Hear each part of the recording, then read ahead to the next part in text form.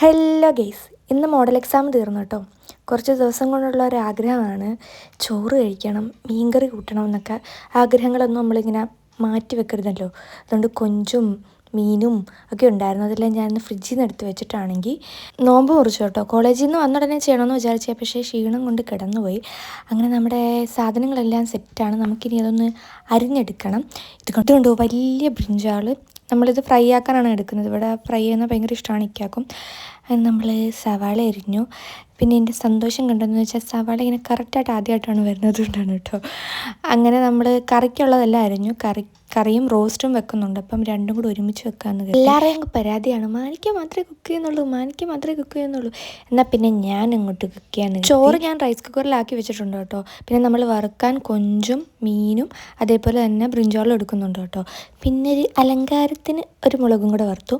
അപ്പം നമ്മുടെ കറികളെല്ലാം സെറ്റായിട്ടുണ്ട്. എല്ലാം ഉണ്ടായിരുന്നു, എനിക്ക് പറയാൻ പറ്റുന്നില്ല. കൂട്ടത്തിൽ ഉമ്മയുടെ അച്ചാറും ഉണ്ടായിരുന്നു. എൻ്റെ മോനെ, ഇത് കഴിക്കുമ്പോഴുള്ള ഫീല്, കാരണം 10-15 ദിവസമായി ചോറ് കഴിച്ചിട്ട്. അപ്പോൾ ഇത്രയും കറിയൊക്കെ കൂട്ടി കഴിക്കുമ്പോൾ ഒരു മനസ്സിനൊരു സാറ്റിസ്ഫാക്ഷനാണ്. ഭയങ്കര സന്തോഷമായി. അതിൻ്റെ ഇടയ്ക്ക് മാനിക്ക കഴിക്കുന്ന വീഡിയോ എൻ്റെ നിന്ന് പോയി. അപ്പോൾ അത്രയുള്ളൂ.